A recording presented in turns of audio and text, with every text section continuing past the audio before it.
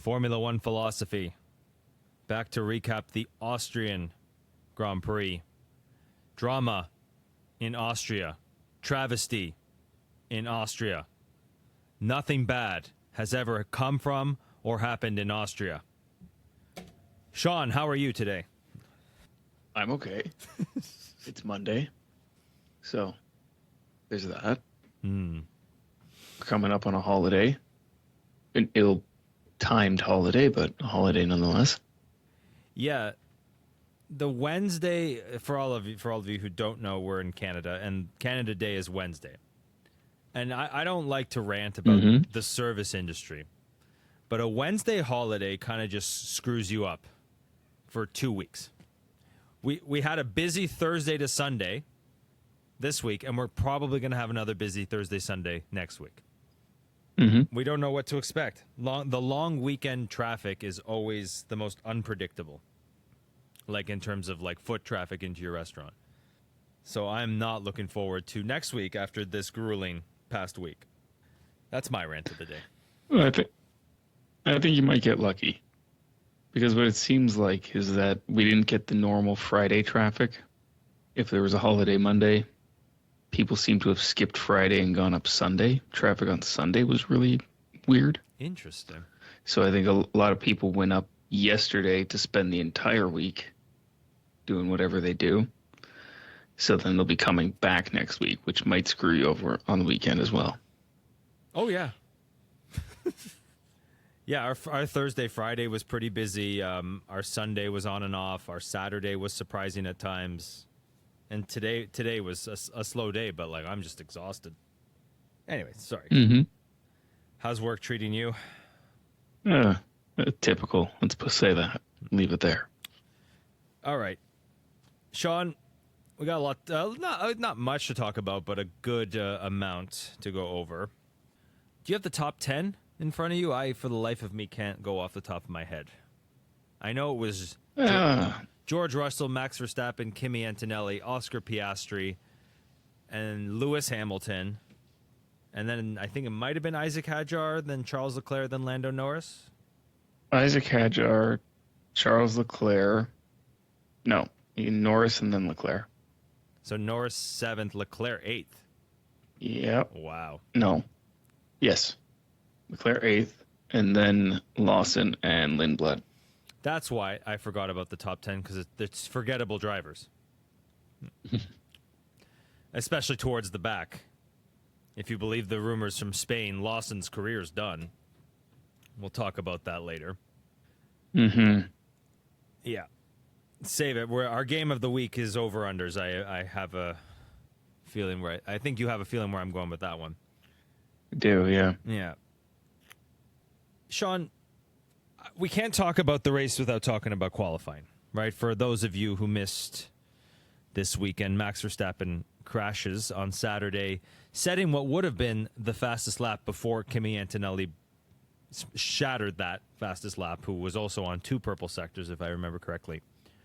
But Max, an uncharacteristic crash in qualifying leads to a yellow, then a double yellow flag, allowing George Russell, who's behind Max, to slither in and get pole. There's been a lot of talks from the race, from Formula1.com, from Sky Sports, that George Russell skirted the line of the rules to get pole. I think it's a travesty, but I'll let the man who has the technical analysis and actual understanding of these things talk about it first before I go off. Sean, what did you think about George's pole? I think that if it was anybody but George would have been in the steward's room making sure that they didn't get that pole. If it was George in the wall and Kimi on pole, he'd be there complaining about it. Now, that being said, with the sequence of events that occurred, he was fine doing what he did. That being said, Max Verstappen loses it on one of the fastest corners of the track into the barrier while there are other cars approaching at speed. Why was it a single yellow? Why did it take 15 seconds and then they determined needed to be a double waved yellow? And for those who don't know, a single waved yellow means you have to back off. You can complete the lap, but you have to back off at least 5% or something like that, which is a ridiculous metric if you're behind the wheel trying to judge 5% of a lift, of top speed. But that's what they say. If it's a double waved yellow, you have to abandon the lap. George was very close to Max, and Kimi was not far behind either. What if Max's crash was caused by a slippery surface? Oil on the track, gravel on the track, something like that. Mm-hmm. Do we think it's an appropriate response to allow two drivers to finish a lap in that condition with a car in the wall at a high-speed corner while two other drivers are trying to complete fast laps? Nope. It should have been double waved yellows as soon as Max went off. Even a red flag, you could say. No, they wouldn't throw a red flag that quickly. Well, in qualifying, there's been instances. I can think of Imola. Like Imola with Yuki, sorry. Yeah, but even that wasn't instantaneous. I guess that's the point. Right, George was very close to Max. Yeah. It is technically legal what he did, right? It's what you're trying to get at here. Yes. The way it went down, it is legal what he did.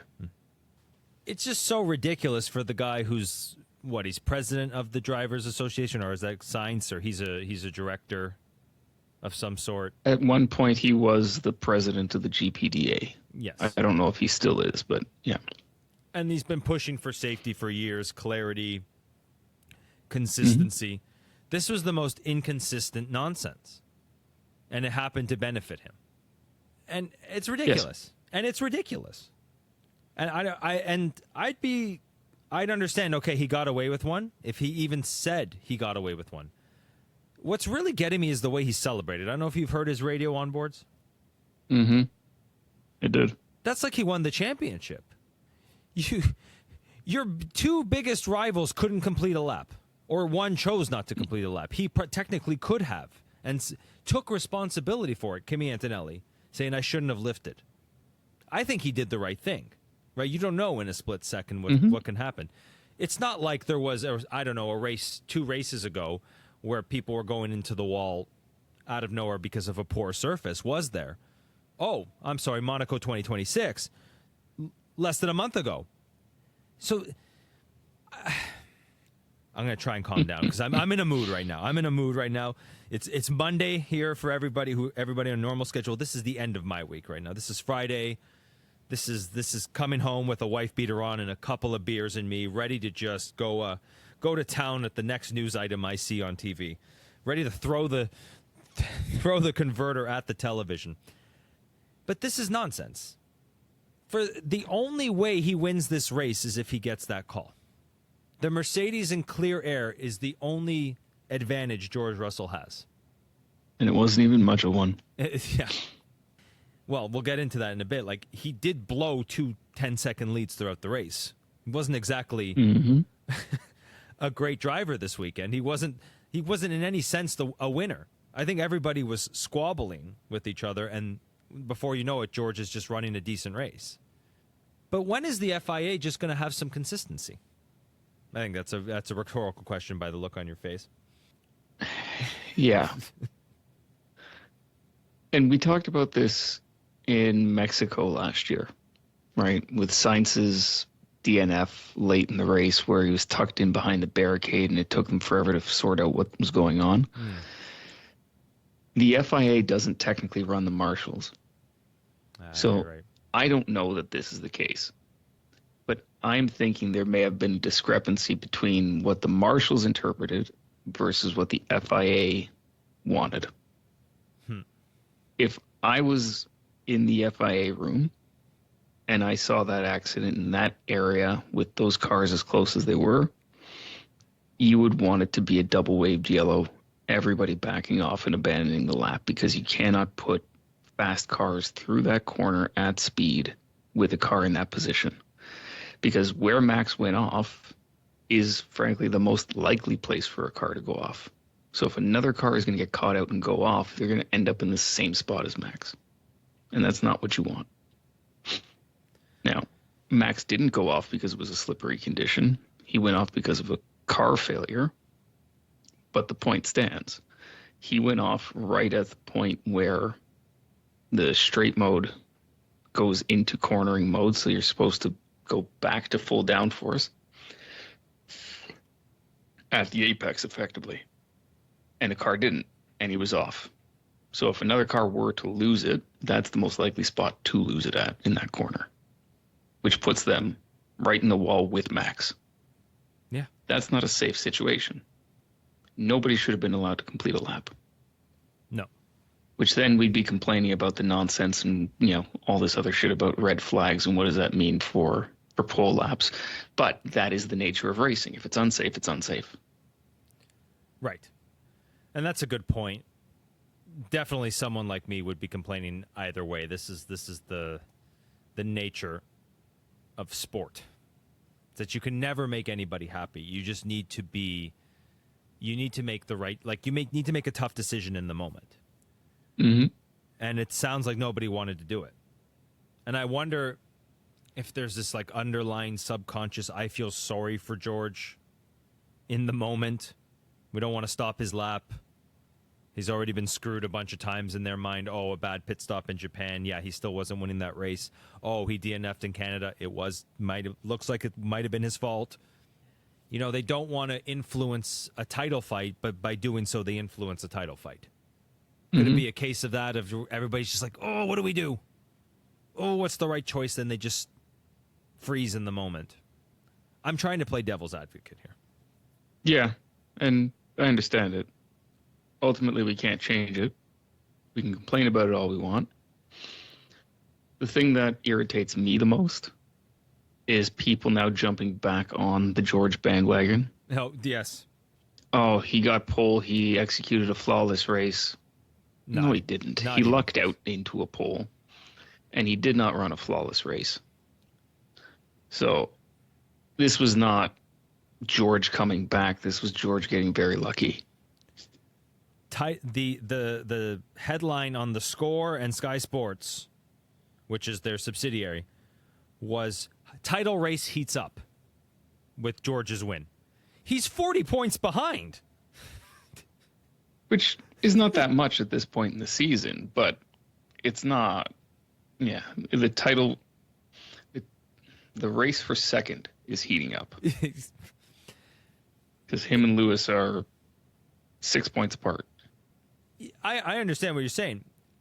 This is what I was kind of trying to allude to without trying to say it, but the headlines. Remember the way my brain works.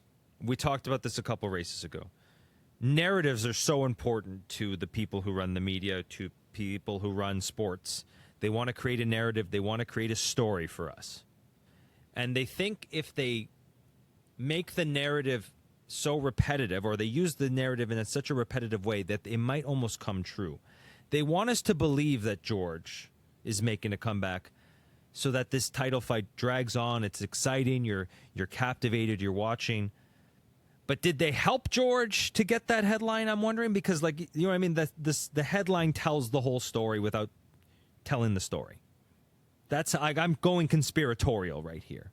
Did they help him? Yeah. To get this result? As you do. Yes. No, they did not. Probably not. The headlines and the nonsense, I think, is just lazy journalism.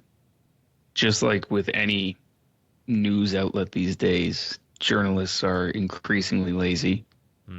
You see it in every form of news. The story that we get in the newspaper is rarely ever the true story, because the true story oftentimes is kind of boring. Journalists will put their own spin on something, and for the most part, everybody latches on to what one person says and then copy, paste, and redo. Barely anybody has a unique thought anymore, right?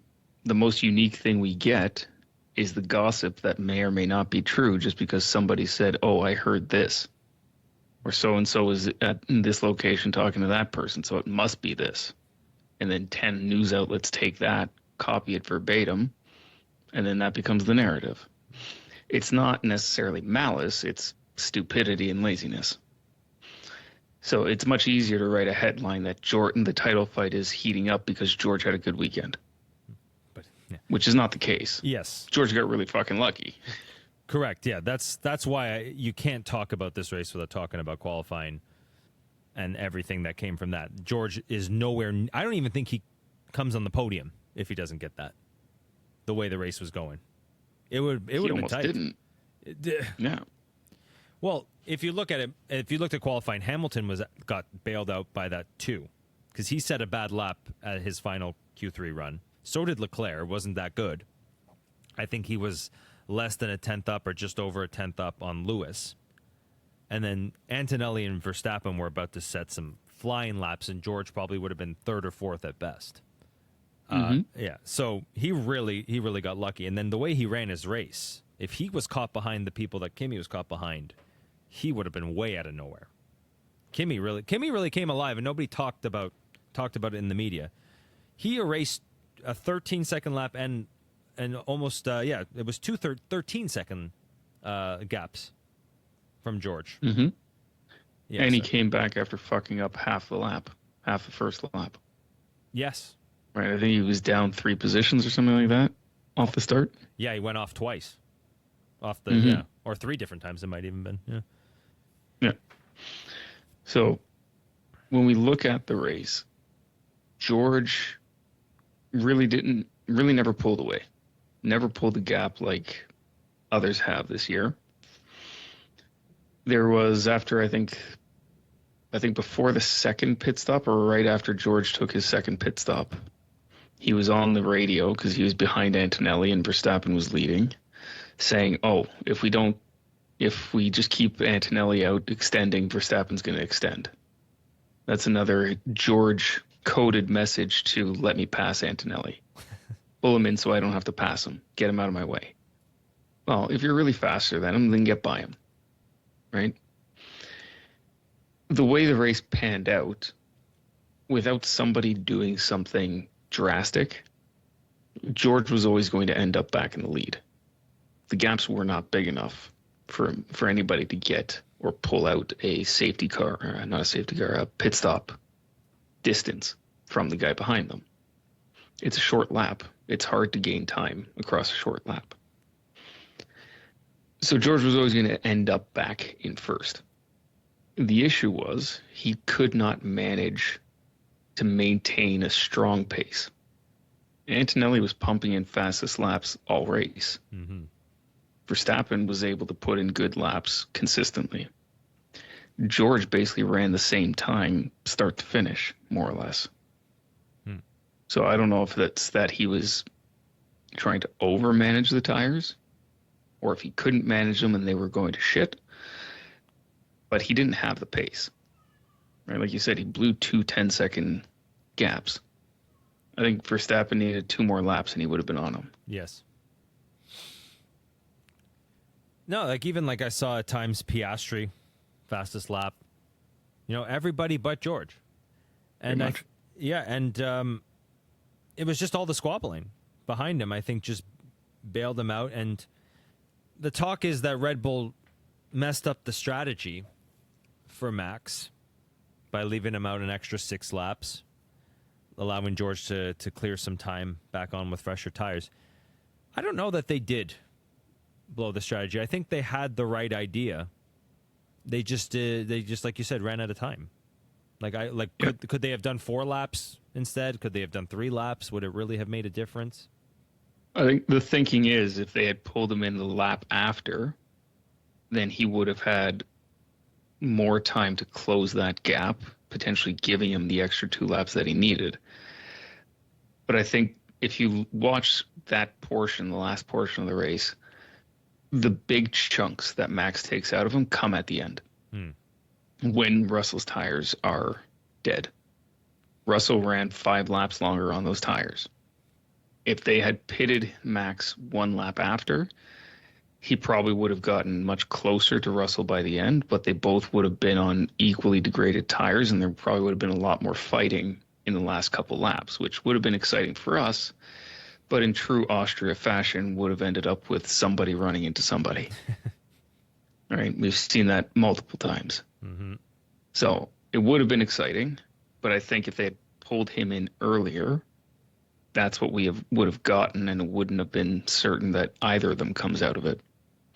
So waiting the 5 laps gave Max the opportunity to really hunt him down, but then, yeah, they ran out of time, which is unfortunate. The other line of thinking that I had is once you let him stay out past 5 laps, stay out 10, and then go on the mediums. And I think that would have been interesting, because maybe he would have closed a bigger gap. It would have been, say, 15 to 20 seconds after the pit stop. But let's say it's 16, but he's on the mediums, and he's closing in at, I think Leclerc at one point on mediums while everybody was on used hards was going like a second and a half faster than Norris. Still slower than the lead, but he was gaining that time.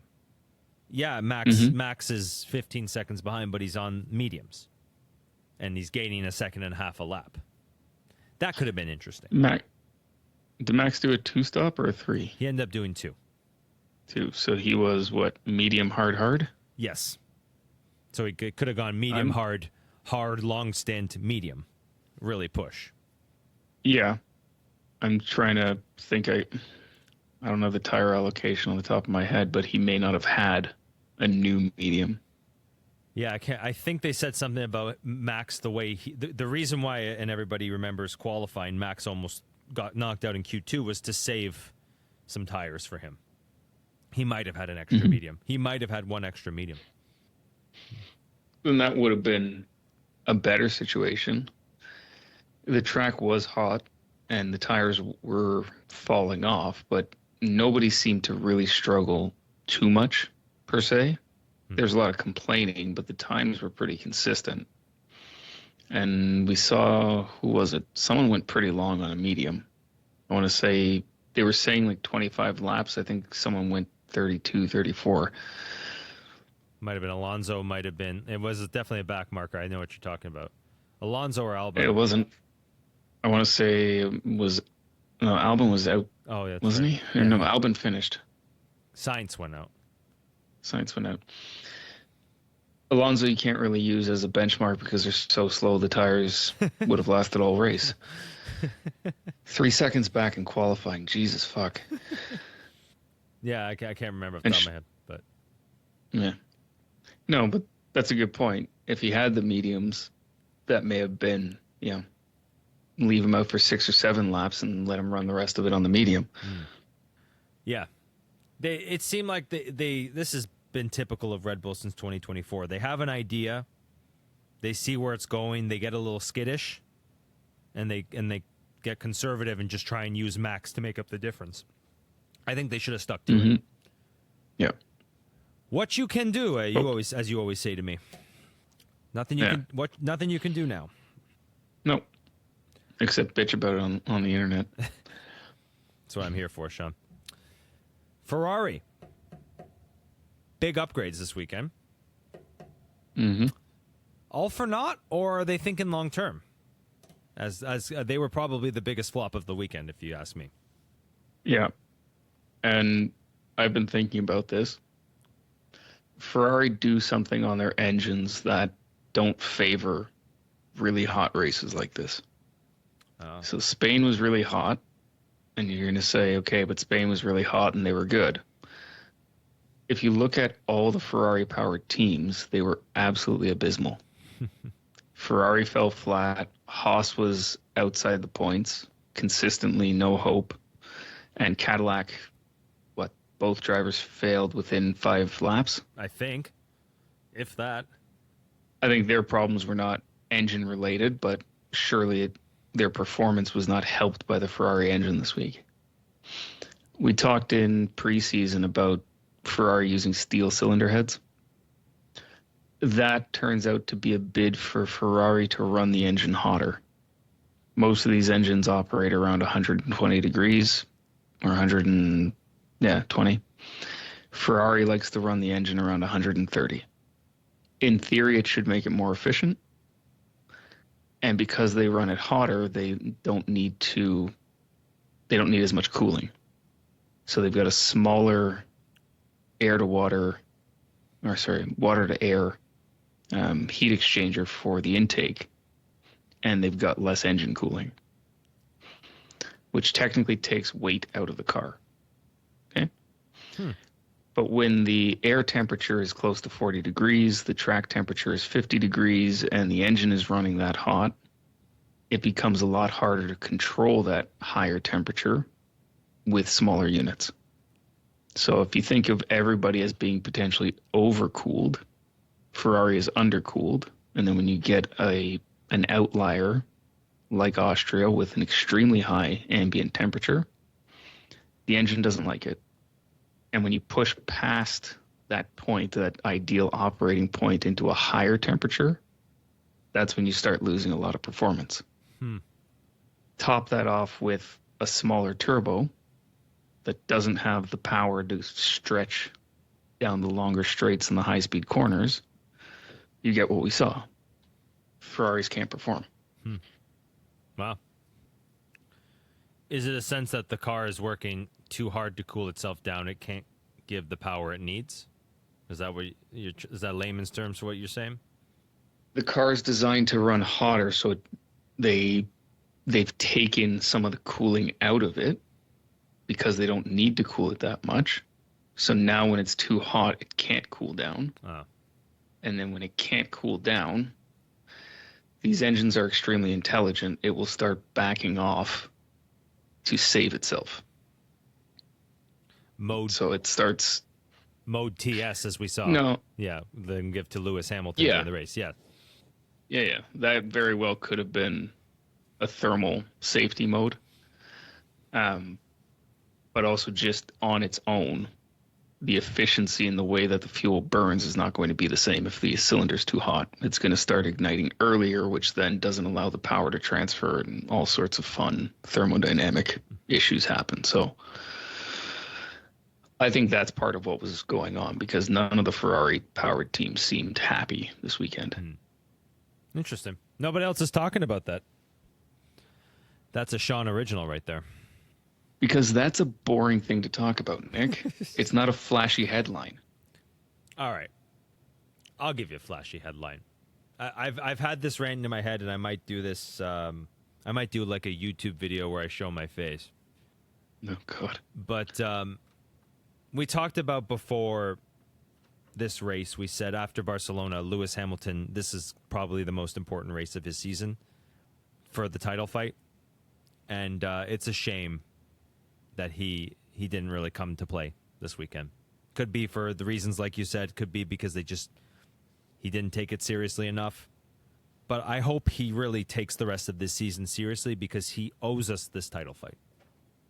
To just make a long rant short, I think he thought everything would be easy once his career started after 2007, 2008. And I think he never developed the part of his career, of his car knowledge, that would have made him better than Michael Schumacher.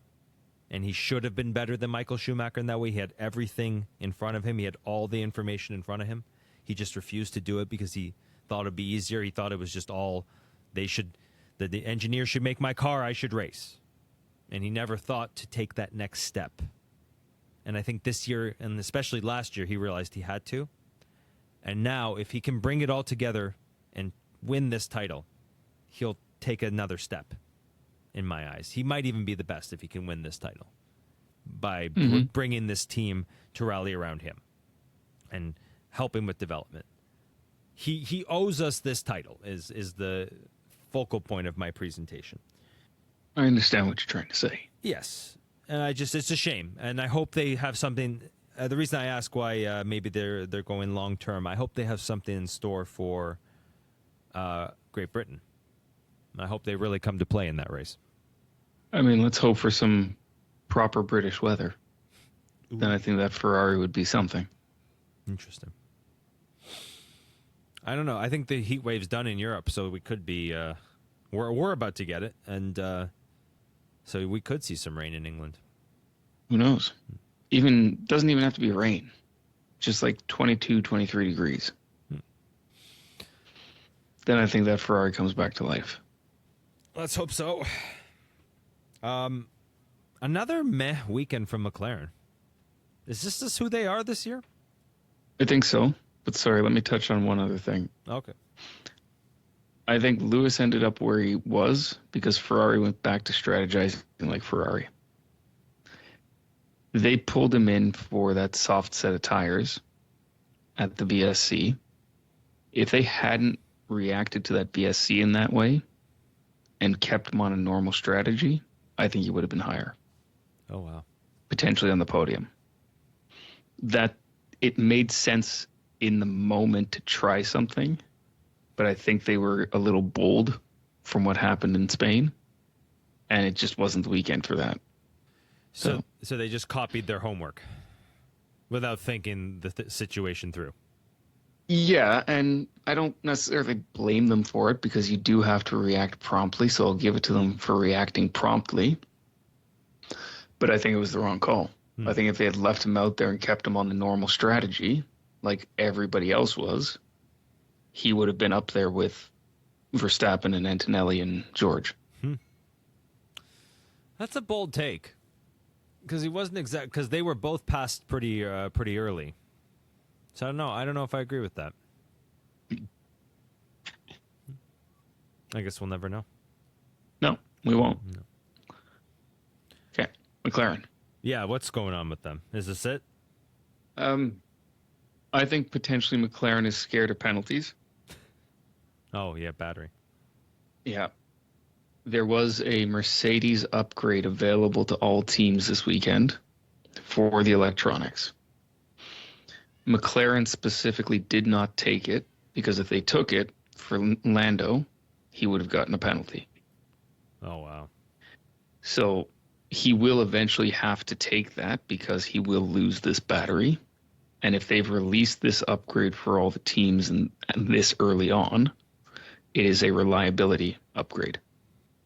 So you can expect that anybody who didn't take it, and there are a few that did not, I believe Albon didn't take it either, they will have reliability problems. So Mercedes has found something in that electronic unit that is not great, and they've upgraded it. And I think McLaren is potentially dialing back a little bit of performance to try and squeak out as much life from that unit as they can. That's me reading between the lines. I have nothing to support that. That would explain some of the pace issues. Because they weren't slow, but they definitely weren't up there. They weren't fighting for pole, realistically. No. They were just Charles Leclerc level disappointing the entire weekend.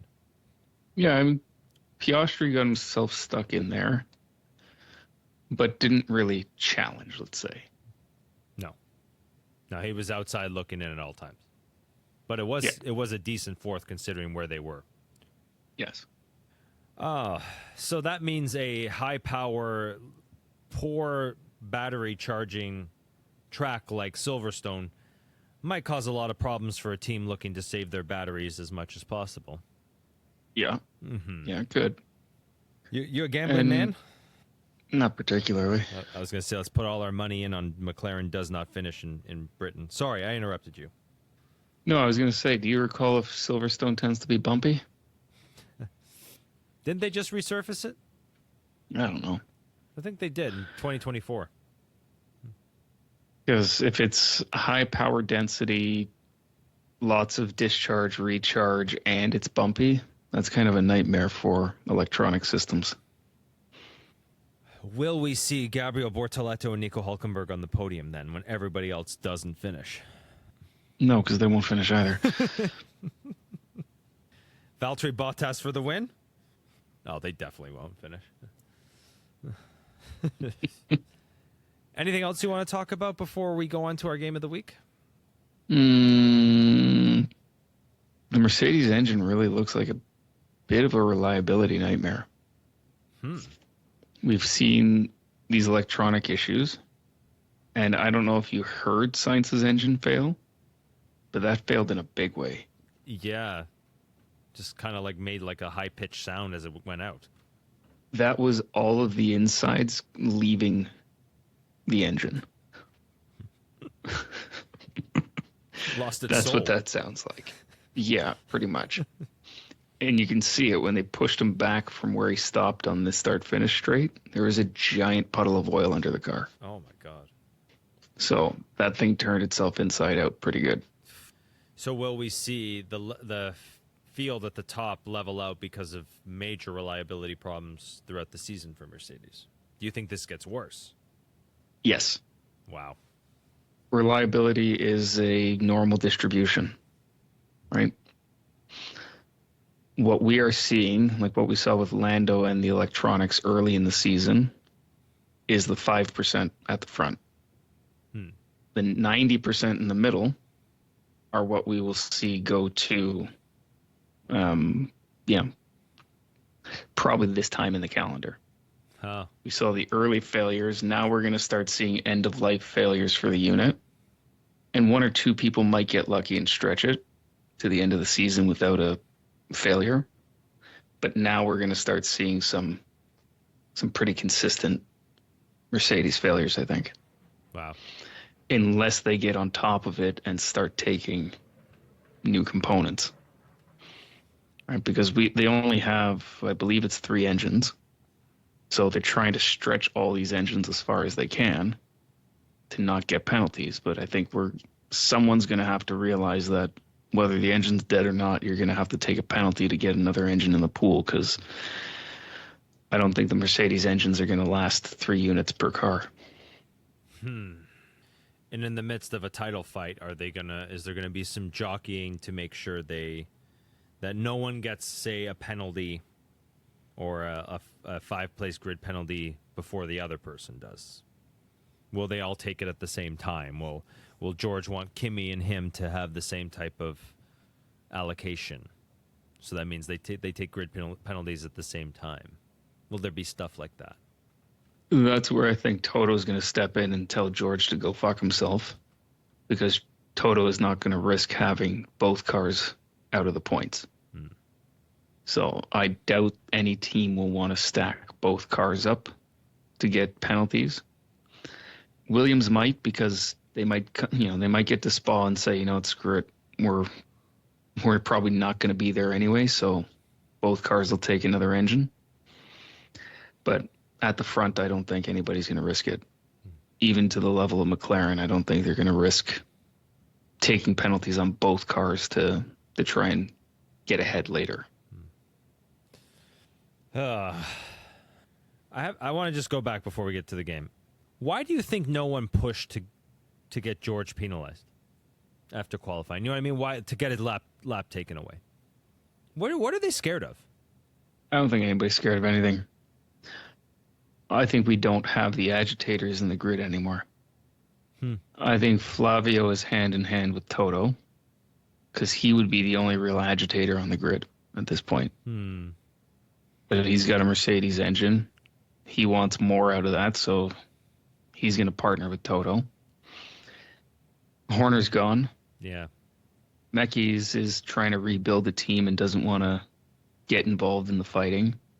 Peter Baer is not interested, it seems. Or it's not Baer anymore, it's Permain.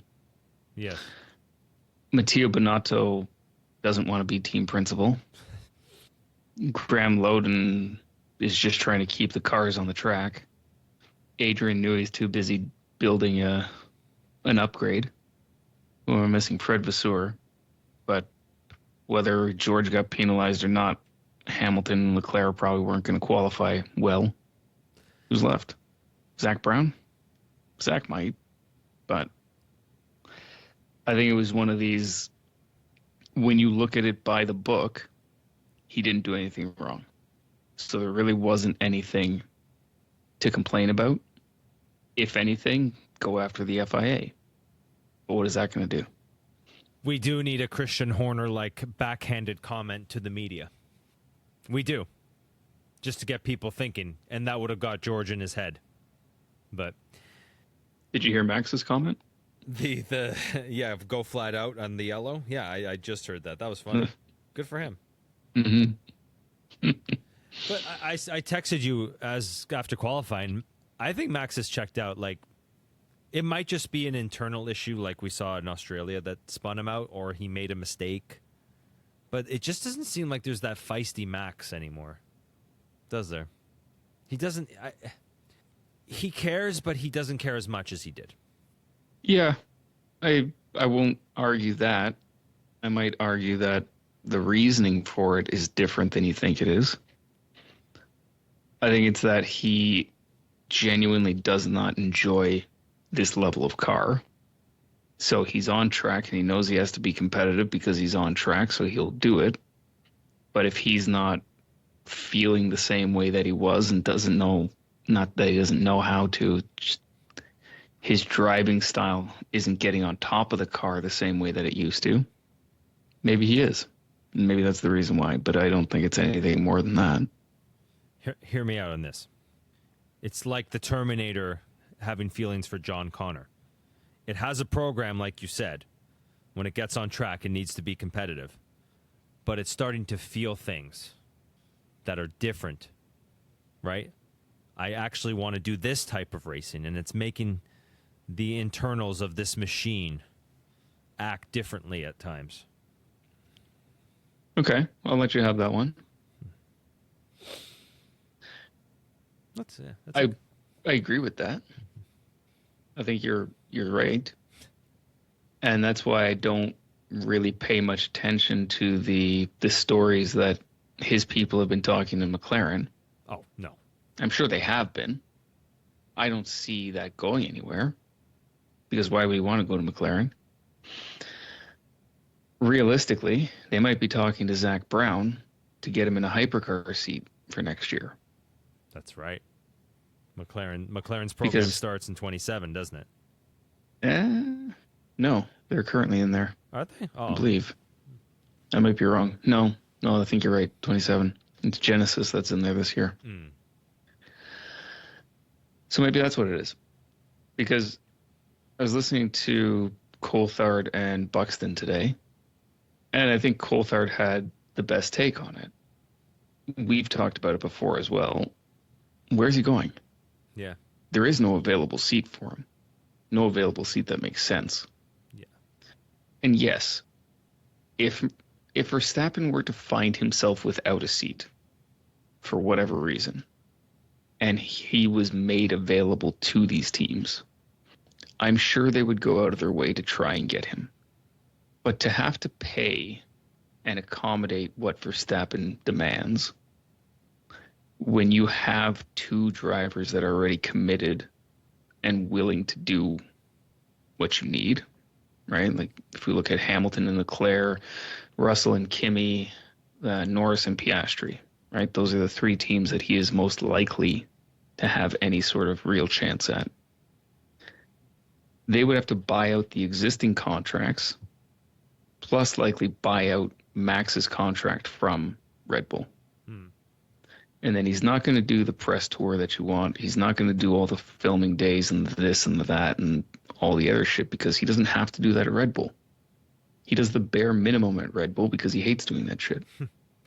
So if it's a matter of a team paying insane amounts of money to buy out contracts to get him there, just for him to be the same, because the car's not changing next year, I don't think he's going anywhere. And if he is going anywhere, it's not in F1. Yeah. Yeah, and we've talked about it before. They're not going to give the type of development freedom that he gets at Red Bull. They're not going to screw Norris or whoever they keep, or Piastri, or if he goes to Mercedes, they're not going to screw Antonelli's development just to give Max what he wants if things aren't going right. Right, and it's a brand new team that has no idea how he works. Yes. Or what he wants. It's not just Verstappen's coming, put it in Verstappen mode. Yeah. No, there's a whole learning cycle that needs to go on there, right? Yeah, it took them 7 years at Red Bull. Mm-hmm. Yeah. But that being said, Nicholas Solov, for some reason, is coming from F2 and taking Lawson's seat, or Max is leaving and Lawson's going back to Red Bull. That's the most logical sense if you ask the Spanish media. Yeah, I heard that Solov allegedly had a seat, which they were very quick to backpedal on. I think Lindblad's doing enough that why would you get rid of him? Lawson's doing better than Lindblad. Red Bull is not the Christian Horner Helmut Marko shit show that it was. So there's no precedent to say that, poor performance means you're out the door in 2 races anymore. So where is he going? I think it's a mistake, and again, this is lazy reporting. I think it's a mistake to assume that he's going to a Red Bull team. Good point. Let's look at Audi. Let's look at Cadillac. Let's look at, I doubt Austin. Haas. Oh, yeah. Yeah, we haven't talked about that potential open seat in a while, have we? It's not We getting talked better. about it a couple races ago. Yeah. Right, with the Ferrari young drivers, and they do have Ferrari young drivers, but they don't seem eager to promote any of them. Yeah. So maybe they'll take Solov. He's what? He's not Estonian, is he? He's Bulgarian. Bulgarian. I just love in all of this how suddenly a great performance and wins in F2 are such a big deal again. After they shoehorned Behrman and Lindblad in and gave us full reports about how, listen, their performances in F2 aren't always indicative of how they'll be in F1. So don't look at F2 performance. F2 performances mean nothing. Now that they've shoehorned them in, oh my God, this guy's winning all these F2 races. This is unbelievable. How can we not have him in F1? Yeah, okay. Yeah. That's what I like. I love the contradictory bullshit. Yeah, he's doing good in F2. Yeah, so was Leonardo Fornaroli last year, who won back-to-back. Mm-hmm. Kamara is doing really well also. Yeah. Gabriel Mini for Alpine. Mm-hmm. He's still technically leading F2, yeah. F2 performances aren't that indicative of F1 performances. Yeah. That's the gay voice I hear whenever I read any F1 media. And just to cap everything off before we go to our game, you talk about lazy reporting. I was listening to someone I really like listening to, Professor Dave Collum. And he was talking about how he was on this website, a website I listen to a lot, I read a lot actually, Zero Hedge, and he's like, I can't read Zero Hedge anymore. For some reason, it almost feels like junk food writing. And he surmised that it's AI reports, it's AI headlines, that they're using AI to write everything for them. And that it's not the same. You're not getting the feel of a human being writing a report anymore. And it's interesting. And I wonder how much of that is, like you said, the headline was bullshit about Russell. And I'm like, I just got caught in an AI trap, didn't I? I mean, it's possible. I'm not familiar with that site. On the F1 side, I haven't seen that. I've seen the same thing for a number of years. And I forget what it wasn't the race. It was one of the smaller publications. It was a story about Aston Martin. And I can't even remember what the fuck it was about. It was probably 300 words. The actual headline, the story behind the headline that was used, was buried at the end of the article. And all it was effectively, yeah, they found some data on one of the cars where the vibration problem was gone. Why the fuck did I sit here and read 300 words? It's a clickbaity headline of, controversial data in Aston Martin finding shows whatever. It's like, okay, what did they find? No, you got to tell me the whole fucking story of Aston Martin this year. 300 words describing from Barcelona testing through now to just say, the vibration's gone. It's journalists trying to make themselves relevant, but they also don't know how to write. And they're looking to write anything they can, but it's the same story over and over and over and over again. Everybody's reporting on the same 5 stories. 25 news outlets report the same story. 5 of them might write a unique piece. The other 20 just copy and paste the original one. Right? And you see the same thing in normal publications. If the AP puts out an article, 50 other news outlets will just copy paste the AP article. Right? And there's reasons for that, and it's all fucking nonsense, but death of journalism in general. But I think that's part of what this is. They all want to go to the same cocktail parties. They all want to be invited to the same politician functions. so they don't rock the boat. That's how I see it. That's what Ayn Rand surmised in The Fountainhead. Everybody should read that book. Okay, let's quickly do some over-unders. You ready? Yep.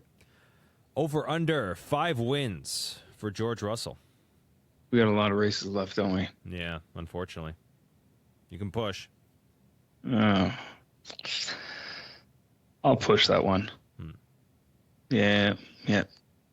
I'll push that one. The car is good enough that he can win.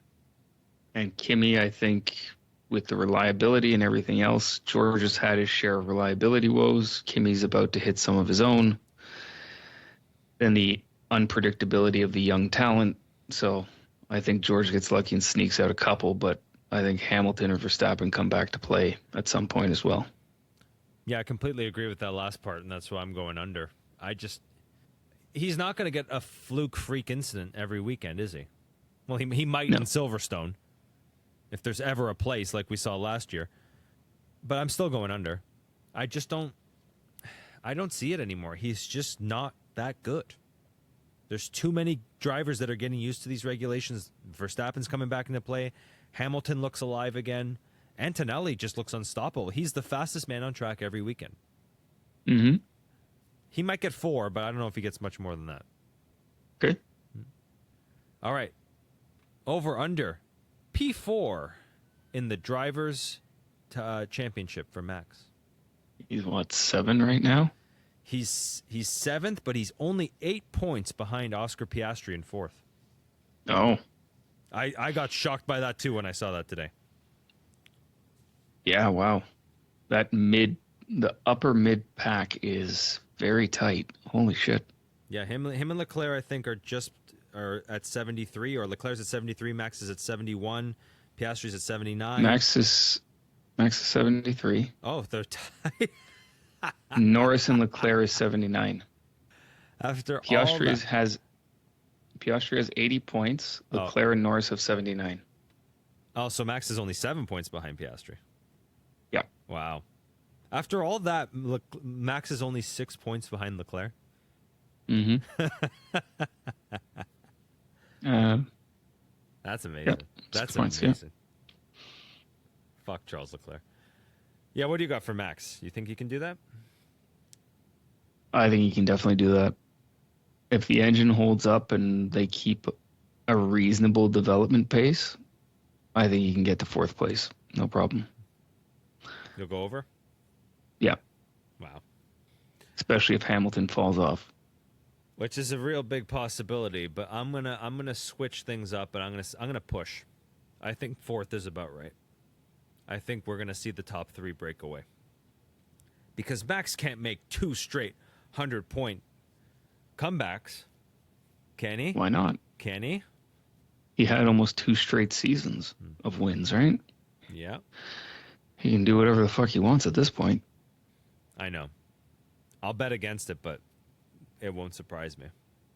And for the record, he doesn't need 100 points to get to 3rd. No, to get to Antonelli, which is, yeah. Still not 100 points. Yeah. So anything is possible. All right. Over under 5 podiums for Charles Leclerc this year. He only has 2. Interesting. Mm-hmm. I'm looking through the races that are left, and I don't think any of them necessarily suit him very well, do they? I don't think any of them do. Spa, no. Hungary, no. Italy, maybe. Spa was his first win. Yeah, but what happened since? Singapore might get lucky. He does all right in the U.S., doesn't he? In Coda? He did that 1 year, yeah, in 2024. No, 1 year. Yeah. Okay. But yeah, like nothing stands out here as a Leclerc track. Well, frankly, nothing is a Leclerc track. Like you said, 8 wins. So the question is over under 5 podiums, right? Yeah. Under.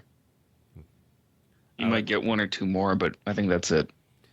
I think so too, but just for argument's sake, I'll go over, and he'll just get a bunch of thirds. He has just 2 thirds this year. That's his, yeah. I don't think there's a win. I don't think there's even a second in play. He's just such a whiny baby this year. He's just out in the middle of nowhere every race. It's of course they re-signed him for another 25 years. It just makes sense. It's just this is a natural marriage of Ferrari. It's just long, strung out. Everybody hates it. Nobody's happy. And in the end, everybody worships each other on their deathbed. It's a sham marriage. Yeah, Leclerc sold his soul to be an F1 driver, and his punishment is that he has to do it at Ferrari. Yeah, where he's constantly the number one or number two driver. Nobody knows. Yeah. All right, and this last one is a joke, but feel free to have at it. Over under 10 laps for Cadillac in Silverstone. Combined on both cars or per car? Per car. Can they last 10 laps? Can one of the cars last 10 laps? If it rains, the brakes won't catch fire. It's not looking great for them, is it? No. Monaco and at was some the point, yeah. And at some point, someone's got to start looking at Graham Loden's resume. It's really bad. Like, I don't really have much else to say, but I don't see them realistically doing anything all season. Silverstone, frankly, it wouldn't surprise me if they finished. If the weather cools down, the track is, let's say, manageable. So I don't see anything really insane happening. They're also right down the street. So whatever they're finding in practice will, if something goes wrong, they're right at home. Their base is there. They can get what they need. It's not like they're trying to cobble shit together, which kind of looks like what they're doing in general, but they have a better chance of getting through Silverstone unscathed than some of the other ones coming up. So I think I'm going to go over on the 10 laps. I agree. I'm just messing around. It's just shocking to see that team just that was like Minardi in 1994 Pacific Grand Prix. Like, something where you're just like they don't even get within the 107% of the qualifying lap time, or one of the cars does, and then the other one goes through like 6 laps. Like, I haven't seen that. I haven't seen that in 30 years, basically, what Cadillac did. Mm-hmm. Well, wasn't it Alonso that didn't actually hit the qualifying time, the minimum qualifying time this weekend? Yeah. I didn't pay attention to that, but it wouldn't surprise me. Like you said, 3 seconds off the pace. There is one car. It may have been a Cadillac. I can't remember exactly which car it was, but one car technically did not hit the guideline for 107%, I believe it is. Jesus. So the procedure there is to actually, you have to go petition the FIA to allow you to start. Yeah. And in modern day F1, they won't not let you start, so. Yeah, and basically if you can show that the car is capable of hitting those speeds, then they'll let you in, which, fine, whatever. But you could see it this weekend that at least 4 cars on the grid did not deserve to be there. And Esteban Ocon. Yeah. Just quickly before we go, want to give us a rundown of Graham Loden's career? I don't have it up in front of me, but his latest endeavor before Cadillac was Marussia. Oh, okay. Yeah. It says it all. I want to say he may have been involved with Caterham as well. Wow. So he gave us Esteban Ocon then? Possibly. Yeah. Formula One, let's see. Virgin, Marussia, Cadillac. This team is just...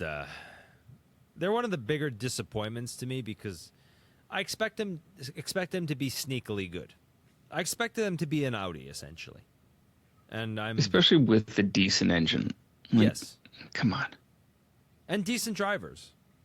It's really, they're really disappointing this year. All right, Sean, anything else you want to add before we go tonight? Maybe just one more thing that I found out today.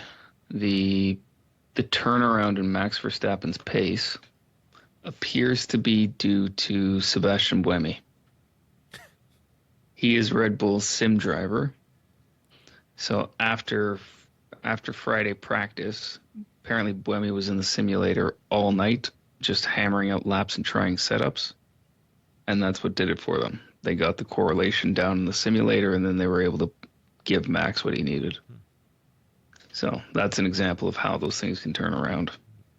Yeah, not to bring this old scab up, but I think if I remember correctly, Mick Schumacher did that for Russell and Hamilton in Hungary in 2023.